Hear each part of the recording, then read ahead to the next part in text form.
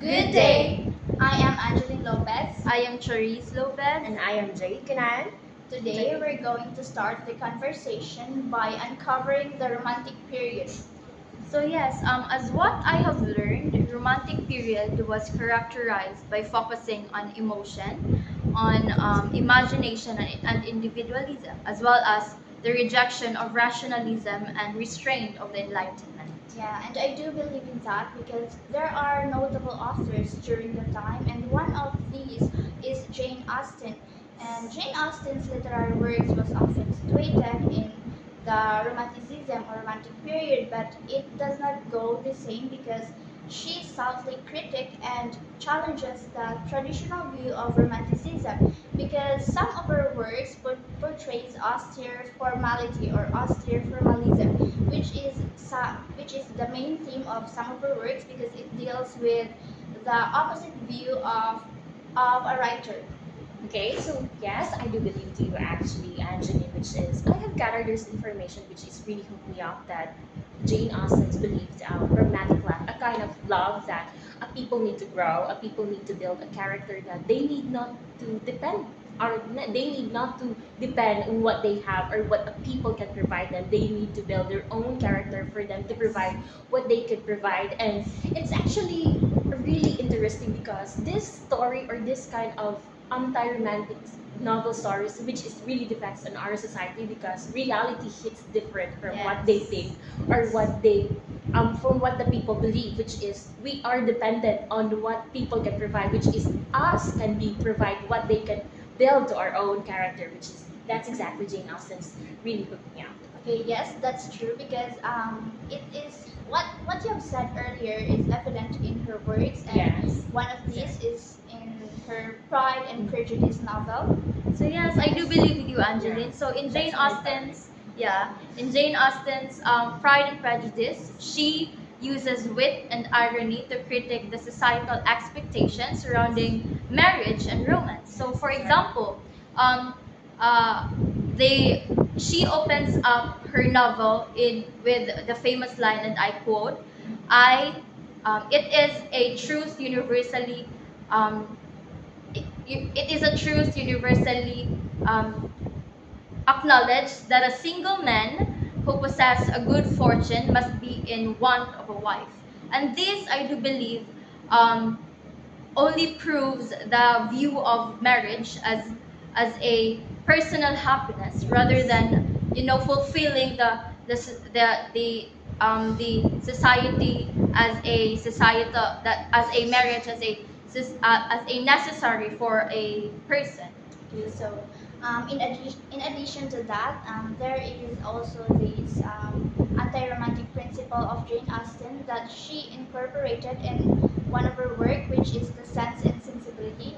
In this work, the main character, Marion Dashwood, portrays the sensible restraint of being in love, but there is a balance, okay? There is a balance between the heart and the mind because both won't work without balancing each other because in Jane Austen's work, Marion Dashwood was portrayed as like the opposite of her sister Eleanor, and both of these characters must balance their mind and their heart for them to like function in their society. So yes, also in the Pride and Prejudice, one of the character, which is Elizabeth Bennet, she shows character developments throughout the novel. So Elizabeth Bennet is acquires rationality and critical thinking, and she often questions the societal norms surrounding marriage and romance as well.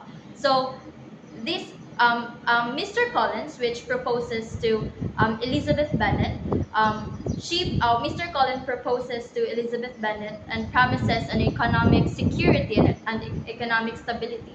But still, Elizabeth rejected that proposal because she believed that Mr. Collins will never make her happy. And this only shows and only proves that the belief of Elizabeth Bennet of personal happiness over societal expectations. Yes. Okay, so I also have a story that Jane Austen's work too, which is entitled Mansfield Park, which is the real the The protagonist of the story is a young age, a 10-year-old girl, which is named Fanny Fries, which is she's being moved to her uncle and uncle and aunt, and which this family is very rich that they need to build their own character for them to showcase their richness to people. And this the character or this the protagonist in here, which is Fanny, build love, rivalry,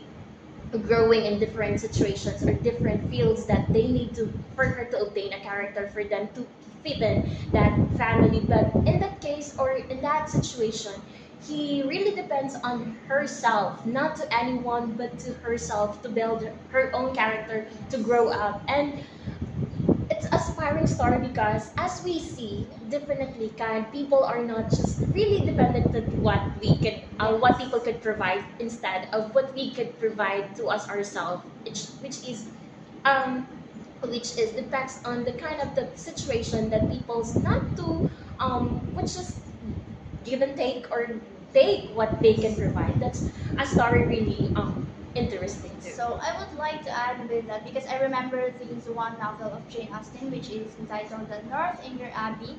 This novel is gothic and it is satirical in a way that some of the characters portrays the evil and wit of being a human because there are a portrayal of a man persecuting young women or children and using them as like to fulfill their own desires. So it explores the theme of individualism or individual desire, and this is somewhat like anti-romantic and it is aligned in Jane Austen's like one of her own principles, which is the austere formality, which means the absence of warmth or the absence of love.